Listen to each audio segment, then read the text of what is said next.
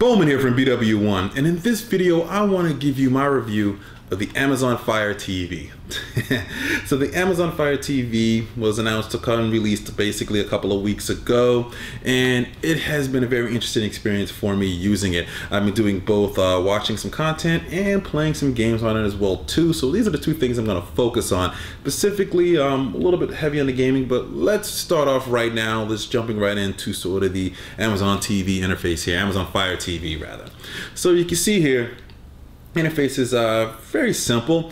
It's kind of on the plain side a little bit, but I think it's kind of meant to be that way to make it very simple and easy to navigate. It really has an up down for your titles and a left to sort of right to go between them.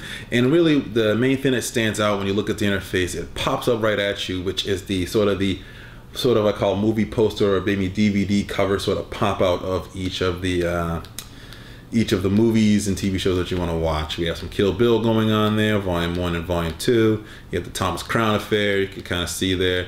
Kind of pops out right at you, and I like clicking into anything, and it kind of gives you a nice synopsis about it. The star rating, IMDb information is right there as well too, related movies. You can watch this now on Amazon Prime. Now, if you have a Prime membership, Prime Instant Video allows you to use it here on the Fire TV. You'll be able to watch Prime Instant Video very instantly and very fast. I'm going to show you how fast it is. I have this on Wi-Fi right now, and as soon as I click on, I want to watch now on Amazon Prime, boom, we're already watching Kill Bill Volume 1. You can see the quality is actually really good. I can actually go fast forward into it. You can see there's no pixelation when I jumped right into it. And that's one of the better things here about using the Fire TV is the fact that there isn't a lot of pixelation. I think I actually paused it there. There we go. Let's start that up. And you can see it jumps right in. Nice high quality, very fast. And if I want to come out of it, I easily go home. Boom, I'm right back out of it there. Very simple. Very fast. And that's one of the things you're going to notice about the Fire TV. Fast to search, fast to load up, fast to it's just overall a very fast and fluid experience, which is something that you really do need when you're using a set-top player like this, and you really want that fast and that good feel, like it's not slugging around like some of those old cable boxes, even some of the other set-top boxes like this, or stream boxes like this can kind of feel. So let's go ahead, and we kind of showed you that portion right there, which is really quick. Let's go into the big thing that Amazon really talks about, which is the search functionality, specifically the voice search. Now you can go up here and up here to the top where it says search on the remote and find it, or you can go on the remote itself, which is a very basic remote. Pretty nice. It just has some there's a circle for navigation and a few play buttons and home. Very simple, almost something you would pretty much see on a phone, minus the play, pause, and back and forward buttons. I would have liked to see more an infrared blaster on here to be able to do some volume functions with your TV and power on and off with your TV would have been pretty nice. Also, there isn't also it's Bluetooth, so it does connect fast, but since it's Bluetooth you can't really connect to any other devices. It would be nice, like I said, to have that IR blaster there. But going back to the voice search here, just hit you can go up to the top, or you can hit the voice button. You're gonna kind of hold it down and you see it pop up here, and you start talking. Now I just talk there, it's gonna find something. I don't know what it's gonna find. I'm not sure what any of that is, but let's actually try to search for something here. Let's look for movies with let's say Vin Diesel in them, just random there. Vin Diesel movies.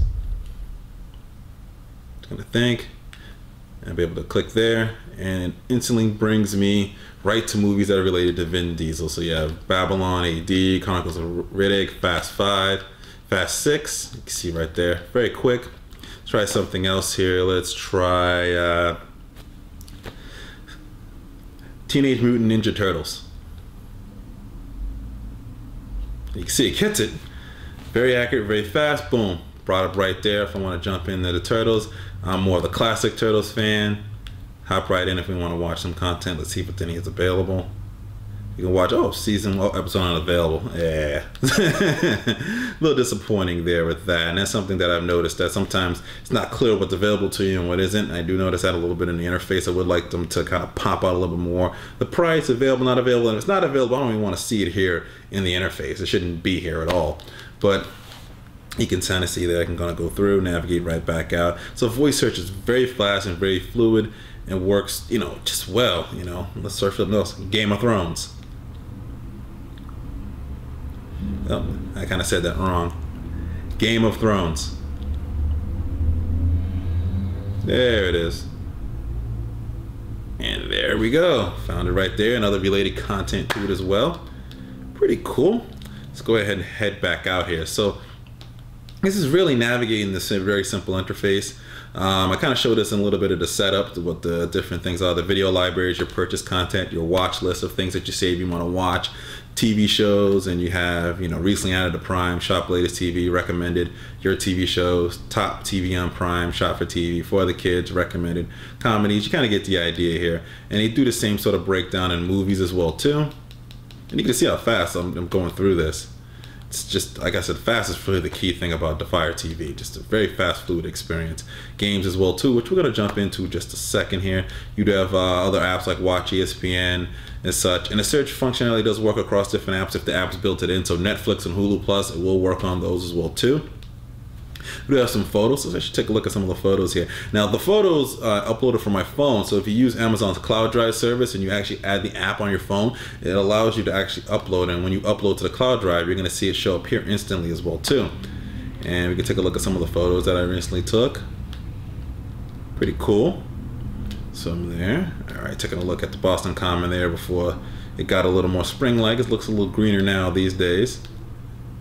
You kind of get the idea here. I don't like my little mess there. But cool. Alright, so you kind of get the idea. Nice. So, we can take a quick look at the settings. There's not much here. Your My Account, second screen. Now, second screen right now only works if you have a Kindle Fire HD or HDX, one of their tablets.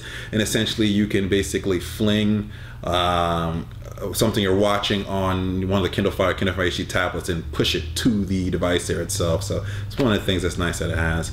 Applications, parental controls, your controllers. Right now we only have two connected, which is the Fire TV remote, and we also have the Fire controller connected, and some system information there.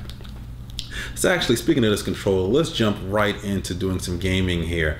Now, these are the games and apps section here. We'll go ahead and turn on my controller here. Now you just gotta click on a button on here, and it's gonna instantly connect like in half a second, and you're able to control it. And the Fire game controller actually has media buttons here at the bottom as well too, if you want to use those.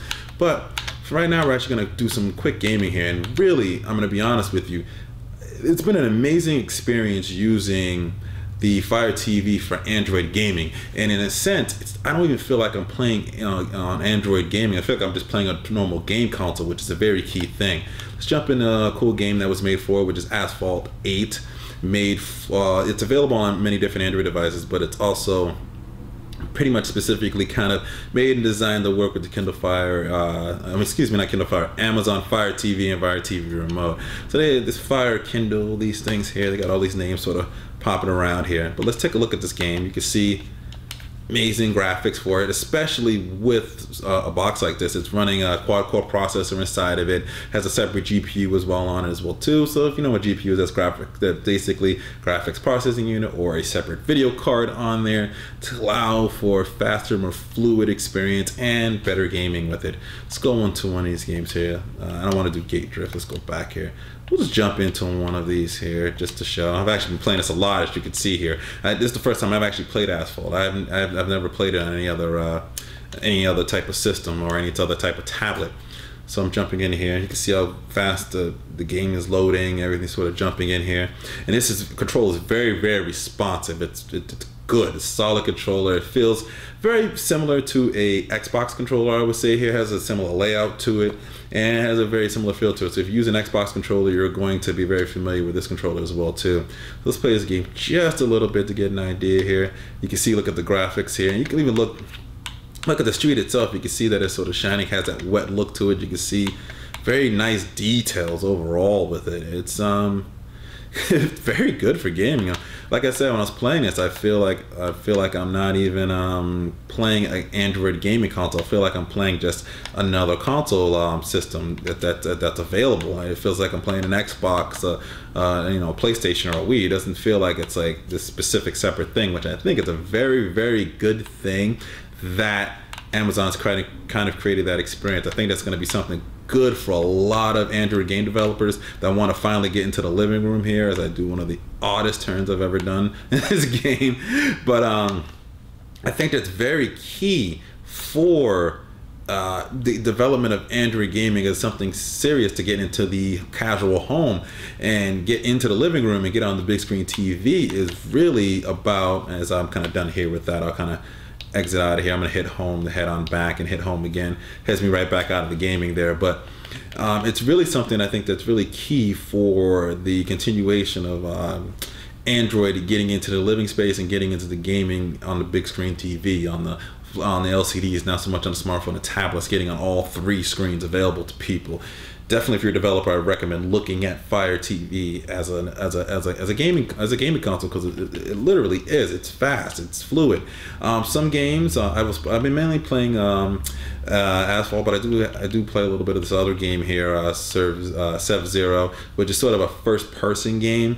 I mean, excuse me, not first-person, third-person sort of shooter with strategy elements, tower defense. Sort of a little mix of a few different things. I want to show you a little bit of this as well too, so you get an idea of the different type of games that can get developed on here. All right, and you do have a game setter. That's what the little pop-up is there. There's a little button here on it, and it's sort of where you can see your achievements. You can play multiplayer with people, all that type of cool stuff. And if you haven't noticed, I've been able to bounce between the menu of the game and to another game relatively fast here. Let's actually go into the first section here. Let's just use this here. Actually, no. Let's just start this level right away. And you can see that we haven't wasted that much time bouncing between the different games. It's boom, boom, boom. We're already right in it. And that could serve as something really cool, especially with a lot of the other consoles that have loading times, can take some time to load and stuff like that. This is a very fast, boom, you're into your game. Boom, you're into a movie. Boom, you're into this other experience. Really nice to see those type of things. Let's go ahead and skip this here. Hopefully I remember how to play this game. I think I gotta put my turrets and stuff here. I'm gonna play this very badly. Blasters and such here. I just wanna kinda get this going. All right, I'm out of money here. Wave 1 comes down. Let's see here. Now I gotta get this near to some of them here. What's kind of cool is that when I get close to them, let me go ahead and beam down, pressing Y. And if I get close to them, I can kill them when I drop down. Boom. Let's see. All right, there we go. We decided to do some shooters here. And this is pretty good graphics for a game like this. You can see. Oh, let me shoot that out. There we go. Zoom back right out there. Let's see if we can find out. Oh, some more people coming at me. Some more aliens. Oh, no, go back. Ah. I haven't played this game in a while. All right, let's drop. Boom. Shoot them. Shoot them. Ah. And I know there's different games in here. I mean, excuse me, different guns as well too. Boom. Shoot that. Ah, don't kill me. Kind of forgot how to play this game. But you can see the graphics on here, how it looks. It looks like a typical Space Marine game like Halo. And it looks very good. Console level almost. Not I wouldn't say in the next gen that we're currently now, but definitely on the last gen level of things. You know, the game looks very, very good. And once again, I can just hit home and home. I'm right back out of that game. Like, you know, gaming is really a great experience here on the Fire TV, and something, if you're into Android gaming and you want something that's very simple, easy to use, this is definitely the way to go. Now understand that some games aren't quite designed yet for the controller, so there's going to be a bit of a delay with them from time to time. Some games also will work with the Fire remote as well too. But if you can do some serious gaming, grab this. And if you're going to grab these, the Fire TV, I would really recommend just grabbing a controller, because you're going to want to jump in and play a game. And you can see how I played it right there. So that is sort of it with that. And I think that's pretty much my review of the Fire TV. As you can see here, it is a fast experience. Really, the theme I've been saying this whole time is fast, fluid, easy to use. You hop in from one section to another. You can see I went from photos to TV to movies, back to gaming, in and out of different games, all relatively fast without wasting too much time with it, and loaded good, looked good, it's pushing 1080p. Just overall, I'm very impressed with the Kindle Fire TV. Some of the things I would like to see, this sort of menu interface get a little bit more life to it. It's very gray and kind of dull. I'd like to see them add some elements of adding some wallpapers to it, maybe showing some different pictures in the background when you go to different sort of TV shows and movies and games and stuff like that, taking advantage of that. Now they do have wallpapers as a screensaver, so if you leave it on long enough, a screensaver will sort of pop up with it, but I would like to just see a little bit more customization in that. I would like to see them make it a little bit more apparent as far as what's available on HD Prime. I know they put it there in a little corner and let you know it's Prime available, but I would like to see something a little bit more that stands out, that draws me to it, to let me know that I'm a Prime member and you have this, and this is available to you because you're a Prime member. I think they need to do a little bit more, something visual to put it out there. Overall though, you know, the only things that are missing right now are some of the other apps like HBO Go, so you can watch your Game of Thrones or your Veep or whatever other show that you like on there, and all the other little sort of watch-based apps like Watch ABC, Watch, you know, TNT and such. I would love to see those apps kind of show up on here. Right now, Amazon Fire TV, I really do like it. I think it's worth the buy. I think it's doing something that a lot of other set-top boxes similar to this is failing at. I think it's all about the speed and fast experience. Everything I did there was off of Wi-Fi, not even plugged in, and it does have a gigabit port on it, so you can plug it in to make it even faster. But you only know it's different. You can leave it on Wi-Fi, you get the same speed. I really do like the, you know, I really can't say much more than I really do like the Amazon Fire TV, because it is so, like I said, fast is like the theme of things. It's fast, it's fluid, it's very easy to use, it's great for gaming, especially on Android gaming. When they get some more games for this, it's gonna be really cool. I'm gonna love using this controller and really getting down to a great experience. It feels like another console, not just I'm playing games that are based on Android. It feels like another console, and that's a very, very key thing here with it. Now, I would say the thing that I think Amazon might have a bit of a problem with is the fact that there's so many devices that do what this does already. You have the Xbox One that does a lot of these similar features. You have the PlayStation 4 with similar features. Now, the Xbox One has the advantage of also being able to work with cable TV as well too, through another cable TV set-top box. Speaking of cable TV, you have like Comcast that's really, you know, improving their experience with Xfinity, and has a ton of content that they're feeding down to you as well too, making it sort of, maybe you don't even need these other video services with it because we have everything. And you do have the Roku, Apple TV. There's so much on that market right now. Now, I think they did a good job here of basically setting a blaze to put their trail down there. Their mark is there. They're in this zone. So they're going to be a big player in it. But I really wonder what's going to be the differentiating factor. Is there going to be enough there? They're going to have enough content, have enough add-ons, have enough different things on there to really make it the choice. You know, they're going to find a way to get live TV and TV streaming in there within there. That's going to be something very important. There's a lot of things I think they need to figure out here with it. But I think for the $99 that it currently got, $39 for the controller, and I even bought the cable that they recommend, HDMI cable that they recommend with it as well too, for $5. It's just a great package and a great experience overall. 2 thumbs up. I would definitely recommend it. So this is BWOne here from BWOne. Be sure, if you like this video, to definitely give it a like, share, and comment on it. It definitely helps us out. We have some more information, sort of my full written synopsis about the Amazon Fire TV. You can check that out. The link is in the description for that to get some more details that I didn't mention here in the video. Also, be sure to subscribe to our YouTube page, follow us on Twitter, become a fan of our Facebook fan page. Also, plus us on Google Plus as well too. We definitely appreciate that. All the links to everything I mentioned is in the description. And always remember to live your tech world in high definition. Thanks for watching.